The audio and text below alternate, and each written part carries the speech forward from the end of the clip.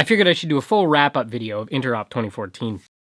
Day 1 was a fantastic full-day session on BYOD models and upcoming changes to enterprise wireless, including large-scale moves away from the 2.4 GHz spectrum and some upcoming features of 802.11ac. We heard a lot of comments from this session echoed throughout the entire conference, most notably that disabling 2.4 GHz on your access points will result in a much better user experience and more stable wireless infrastructure for your users.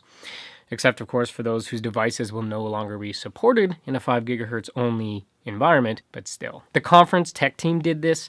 Many schools and universities are going this way, and according to one industry expert, abandoning the 2.4 GHz spectrum was part of Disney's winning strategy in their theme parks. The next couple of days started with some neat keynotes, but we spent them almost exclusively in the vendor hall and exhibition floor. We visited many vendors and booths and saw what a lot of companies like Alcatel-Lucent have coming down the pipe, including new wireless APs, controllers like the 6950, and new ways to prioritize network traffic in more useful ways than simple QoS shaping. For example, you could prioritize Google Hangouts traffic, but also ensure that teachers using Google Hangouts get higher priority on the network than, let's say, students or guests using Google Hangouts. We met a bunch of the crew of Backupify, from the chief marketing officer to one of the software engineers that actually built the product. We established some new lines of communication with Backupify, as well as established that they seem reasonably confident that their product will work to back up or migrate the full gamut of Google products, though we will definitely make sure with some upcoming testing. We took a bit of the tour of the network infrastructure at the conference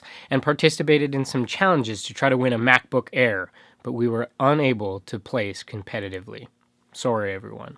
We did bring back some dice and footballs and loads of t-shirts, though. There were a few duds, speakers, and sessions, as always, but even the dullest made a mark. When you hear of the struggles of those organizations who are determined to hold complete control over their network, who can use it, what devices should be allowed on, and internet access or websites that shouldn't be allowed, as if everybody doesn't have a cellular-enabled device on them they could use to circumvent that. To hear those same arguments year over year, and to see that the most enlightened of these boards and companies are just now coming to the same conclusions that we came to years ago. There's also value in seeing this same shift, however slow, in large corporations. It's incredibly reaffirming, especially while thinking about how much we've saved in resources like time, hardware and software solutions, manpower, work orders, and money by deciding years ago to provide an open and reliable wireless network to all of our staff and students. The most eerie award goes to the complete lack of Google at the conference. Now, I don't just mean the obvious stuff, like there was no Google booth on the vendor floor,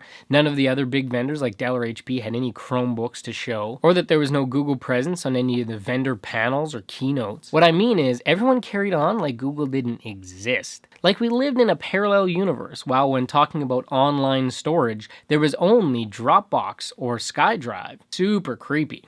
Then again, that does kind of fit with one theme the conference had. For such a massive tech conference, there weren't a lot of forward-thinking people running the sessions. There was even a session called, "You Can Say No to Bring Your Own Device."